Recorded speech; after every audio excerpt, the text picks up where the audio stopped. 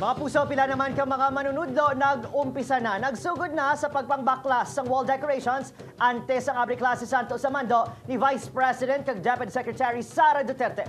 Samtang DepEd Division of Iloilo nagpahayag nga nagapangatubang sang problema sa kakulang sang hulot klasehan kag mga manunudlo. Ini ang gitutukan ni Zen Kilantang live sa Barangay Tigom, Pavia, Iloilo. Zen?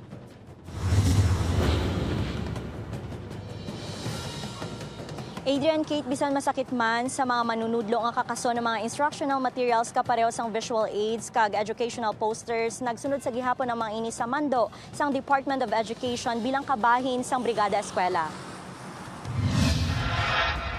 Ginpang kakasna ni Ma'am Mary Jean ang mga posters sini nga wala na ginagamit pati inspirational quotes nga nakapagkit sa dingding sang iya classroom. Ini kasunod sang mando sang Department of Education nga hukson ang mga wall decoration sa classroom agud makafocus ang mga estudyante.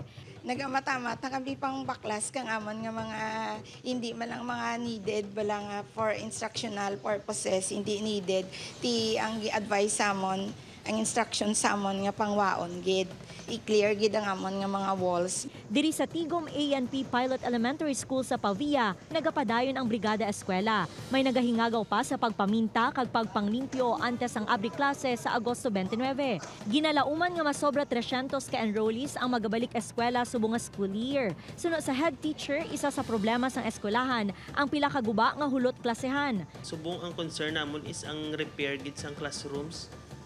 Kay magulan ang classrooms nga tululogid. Although gina-repair man siya, pero sa amat-amat, kay amo lang nang masarangan pasang budget. Sunod sa Schools Division of Iloilo, isa sa ginapangatuba nga panghangkat sa Department of Education amo ang kakulang sang classroom sa probinsya. For the meantime, nga di kulang ginahaton sila nga classrooms. Di may mga ano man na, no, may mga contingency plans mga gina-adapt ang aton sila nga mga eskwelahan. Para mapasiguro naton nga tanan naton nga mga estudyante will be accommodated, no, like for example ang pag-adapt naton sang shifting of classes.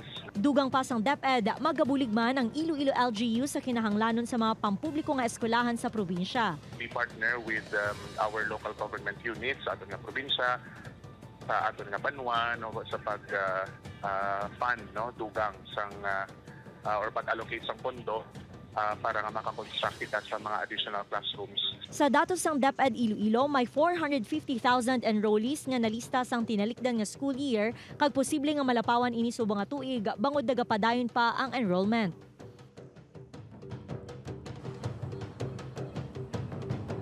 Kate, plano subong sang Iloilo Provincial Government nga mag-hire sang dugang nga locally funded teachers agud mag-augment sa kakulang sa mga manunudlo sa probinsya sang Iloilo.